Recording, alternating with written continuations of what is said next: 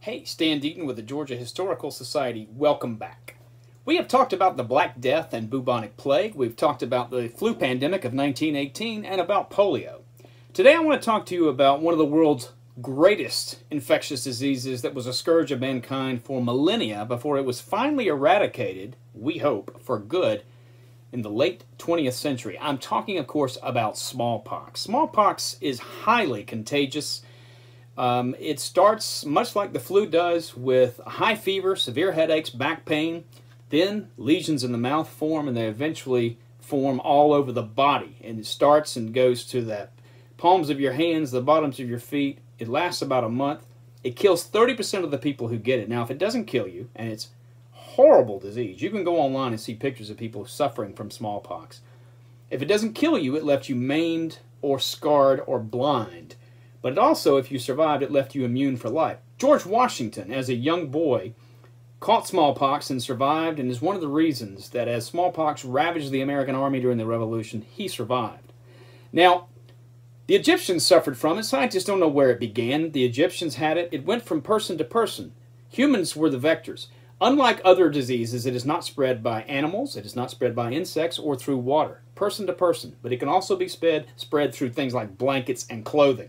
So when Europeans began colonizing the Western Hemisphere in the 15th century and the slave trade, this disease decimated native populations everywhere.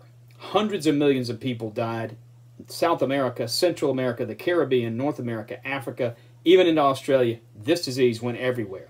Now, the Chinese had known for a long time that you could inoculate yourself through a form of inoculation called variolation, where you literally took some of the material out of a pustule of a person suffering from smallpox, made an incision into the arm of a healthy person, and placed that material in there.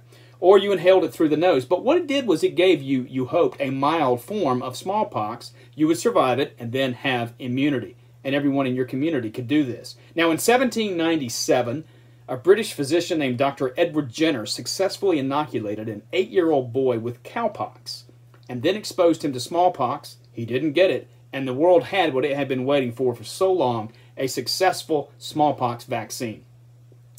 The last naturally occurring case of smallpox in the United States was 1949. In 1967, the World Health Organization launched a worldwide vaccine eradication program, really aggressive against smallpox, and could announce that the last naturally occurring case in Somalia in 1977 was the end of smallpox. Now, tragically, a year later, a medical photographer in Great Britain named Janet Parker was accidentally exposed through a lab accident, and she was the last person on Earth to die of smallpox in 1978. In May of 1980, the World Health Organization could announce, 183 years after Dr. Jenner's vaccine, that smallpox, the scourge of mankind for millennia, had been eradicated from the earth.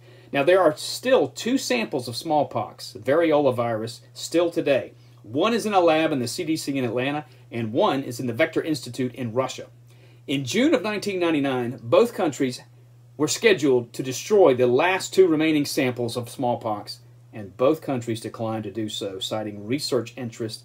And of course, by then, by the turn of the 21st century, bioterrorism was a real threat as well. Now, someone walking through an FDA warehouse in Bethesda, Maryland in 2014 accidentally came across a vial containing smallpox from the 1950s. It was destroyed by the World Health Organization. Are there others out there like that?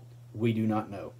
The CDC says that in case of an emergency smallpox outbreak, they have enough smallpox vaccines for every man, woman, and child in the United States. Let's hope we never have to find out if we need them, because none of us now have immunity to this once horrific disease that has disappeared, one of the great medical triumphs in history. Stay safe and stay strong through this pandemic. I'm Stan Deaton with the Georgia Historical Society. As always, thank you for watching.